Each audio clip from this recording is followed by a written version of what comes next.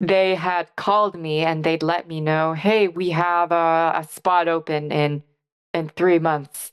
Either you're taking it or we're giving it away. And I was like, okay, I'm gonna think on that. And then I get another call. Okay, we need to know. We need your answer. Like, so I was kind of being hounded to the point I'm like, oh no, if I don't get it now, I'm probably gonna have to wait a year or two. So I jumped the gun and I got it done. And I was so brainwashed that I was happy about it, and or at least I think I was, because I was on antidepressants and you don't really like feel much on those. Like, it could be that underlying thing where you know something is wrong, but you don't really care because you're robotically happy. And I guess after a few years of having that underlying feeling, I'm like, you know what? If the world went to trash and I could no longer rely on this prescription, I would I be able to function on my own? And I was like, no, I don't think I could. So I went off that prescription, and that's kind of when all those little things throughout my teen years that had not been dealt with, had not been resolved, had not been talked over because I never felt the need, they came crashing down onto me all at once.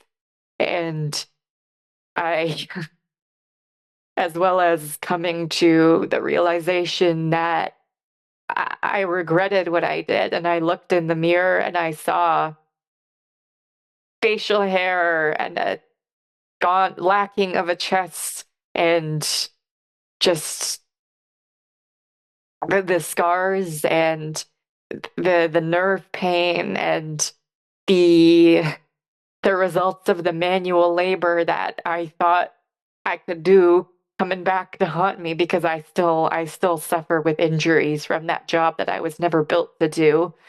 And I'm sure the testosterone and whatever it did to my body and my bones and my joints and did not do me any help with that.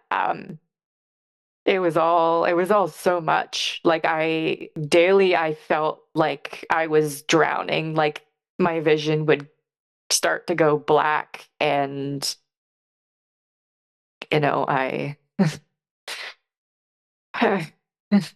Yes, Sarah, I wanted to give you some, time to unfold with this. And I just wanted to step in for a moment because I'm sure our viewers feel the same way that I do. Listening to this young girl, your parents had no idea that a uh, trans person was coming into your school, I would imagine, to speak to the students. Is that correct? no idea. Right. And so then they say something because they are so invested in indoctrinating others and manipulating them, especially vulnerable young people such as yourself.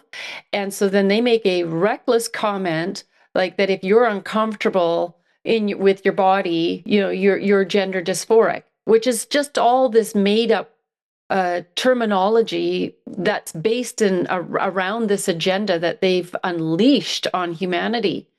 And so, what young woman isn't uncomfortable in her body as she's developing, and young boys and stuff like that? This is why we need to nurture them and help them through this season, and try to keep their boys on into sports in school and learning reading, writing, and arithmetic. There's a right way to go about this for a reason, and so I know also what stuck out to me is when you said that you really regretted the decision that you made. And at the same time, I'm like, but this wasn't your decision. It was something to present it to you. You didn't have informed consent. You'd been indoctrinated. And as much as they want to victimize the other side, you are a victim of this agenda.